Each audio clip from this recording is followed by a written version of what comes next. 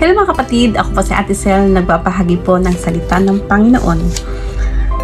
Naguguluhan ka pa rin ba sa mga sabi-sabi na ang pagkain ng karning baboy ay masama sapagkat ito ay madumi? So, babasahin ko po ang salita ng Panginoon mula po sa Marcos chapter 7 verse 14 hanggang 23 upang kayo po ay maliwanagan mga kapatid. So, basahin po natin. Ang nagpaparumi sa tao. Muling pinalapit ni Jesus ang mga tao at sinabi sa kanila, "Makinig kayong lahat at unawain ang aking sasabihin. Hindi magiging marumi ang isang tao dahil sa pagkain pumapasok sa kanyang bibig, kundi dahil sa lumalabas dito." So, sinasabi po na ang nagpaparumi sa tao ay ang lumalabas po sa ating bibig. Makinig ang may pandinig. Makinig ang may pandinig, iniiwan ni Jesus ang mga tao. At nang makapasok na siya sa bahay, siya'y tinanong ng kanyang mga alagad tungkol sa talinghaga. "Pati ba naman kayo?" sabi ng ating Panginoon. "Ay hindi pa rin nakakaunawa?" tanong ni Jesus. "Hindi ba ninyo alam na hindi magiging marumi ang isang tao dahil sa pagkain ipinapasok niya sa kanyang bibig? Sapagkat hindi naman iyon ang pumapasok sa kanyang puso, kundi sa tiyan, at pagkatapos ay idudumi." Sa ganitong paraan ay ipinahayag ni Jesus na ang lahat ng pagkain ay maaaring kainin. So pinahayag ni Jesus, makinig po, na lahat ng pagkain ay pwede po nating kainin. So, purihin po natin ang Diyos na buhay. Nawa po'y maintindihan nyo po ang salita ng ating Panginoon. Lahat daw po ay pwede nating kainin.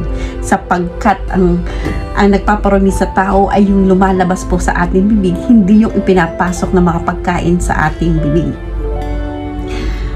Verse 20, "At sinabi rin niya, ang lumalabas sa tao ang nagpaparumi sa kanya sa paningin ng Diyos, sapagkat sa loob, sa puso ng tao, nagmumula ang masasamang isipan.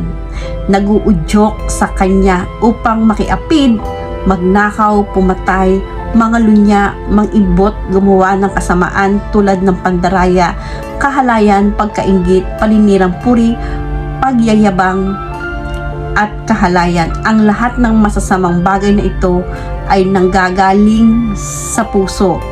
At dahil sa mga ito ay nagiging marumi ang tao o nagiging masama."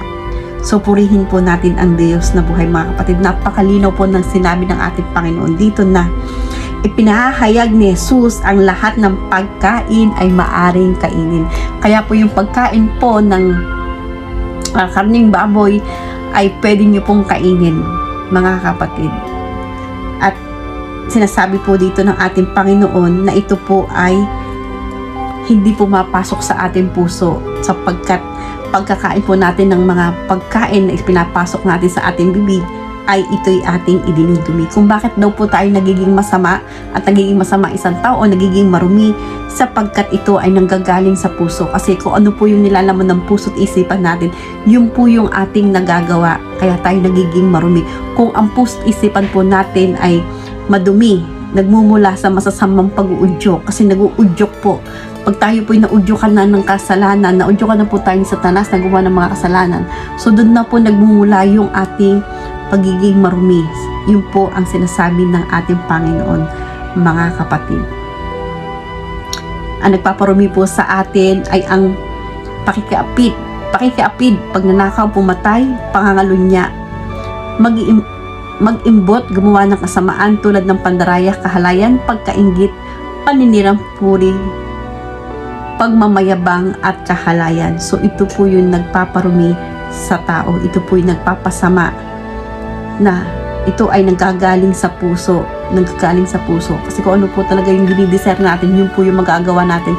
Kung anong inaano ng isip natin, yun po talaga. Kaya kailangan meron po tayong self-control. Kailangan kontrolin po natin yung sarili natin na mag-isip ng mga bagay na masasama upang hindi po tayo maging madumi o hindi po tayo maging makasalanan. So, nawa po naintindihan niyo po mga kapatid.